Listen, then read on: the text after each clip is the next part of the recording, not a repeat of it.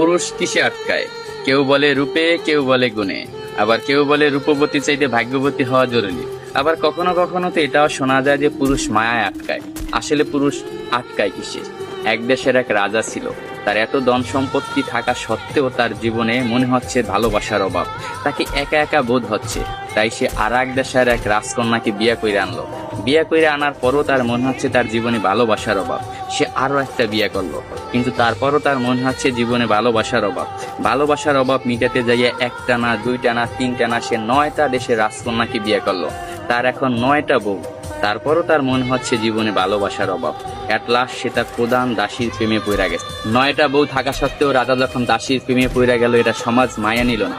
তার বউরা তো একেবারেই নিল না। তার বউরা রাজাকে প্রশ্ন করলো, এমন কি জিনিস আমাদের ভিতরে নাই যেটা ওই দাসীর ভিতরে আছে? আপনার যদি বউ দরকার হয়, আপনি অন্য কোনো রাজার মেয়েকে বিয়ে করবেন, আপনি দাসীকে কেন বিয়ে করবেন? তখন রাজা বলল, 9টা বউ থাকা সত্ত্বে আমি রাজা হইয়া দাসীর কেন প্রেমে পড়লাম, এটা শুধু আমি তোমাকে না, পুরো বিশ্বকে দেখাবো। এটার জন্য আমি কালকে বড় একটা অনুষ্ঠানের আয়োজন করা হবো। ওই অনুষ্ঠানে আমি প্রমাণ করাই দেব আমি রাজা হইয়া কেন দাসীর প্রেমে পড়লাম। পরের দিনকে একটা বড় অনুষ্ঠানের আয়োজন করা হলো। ওই অনুষ্ঠানে 10টা থালা ছিল। 10টা থালা 10 রকমের সম্পদ দিয়ে ভরপুর ছিল। কোনোটায় টাকা, কোনোটায় সোনা, রূপা, হীরা, মুক্তা ইত্যাদি ইত্যাদি দিয়ে 10টা থালা ভরপুর করা হয়েছে। 10টা থালা ভরপুর করার পর রাজা সবাইকে বলল, এই 10টা থালায় 10 রকমের সম্পদ আছে। আমার 9 জন বউ এবং আমি যাকে ভালোবাসি আমার দাসী, এই টোটাল 10 জন, যে যে থালাটা ধরতে পারবে সেই থালার সম্পদ তার। এই কথা শোনার সাথে সাথে তার যে 9টা বউ ছিল দৌড়াইয়া যাইয়া এক একজনে এক একটা থালা ধরলো, কিন্তু তার যে দাসী সে দাঁড়াই ছিল, সে কোনো প্রকার থালা ধরলো না।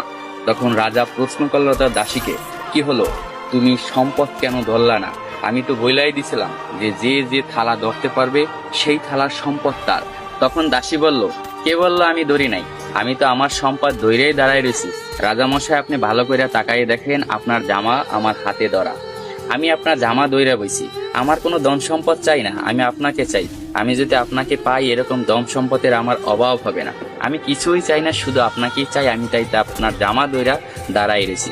তখন রাজা অস্ত হাসিতে হাইসা পড়লো এবং সবাইকে বলল, দেখো রাজদরবার বাসীরা, তোমরা সবাই দেখো, রাজার 9টা বউ থাকা সত্ত্বেও রাজা কেন দাসীর প্রেমে পড়ছিল। আসলে পুরুষ কখনো টাকা, পয়সা, রূপ, যৌবনের মায়ায় পড়ে না। পুরুষ আটকে যায় নিঃস্বার্থ ভালোবাসা। পুরুষ তাই নিঃস্বার্থ ভালোবাসা। পুরুষকে যে নিঃস্বার্থ ভালোবাসবে, পুরুষ তারই হবে, শুধুই তার।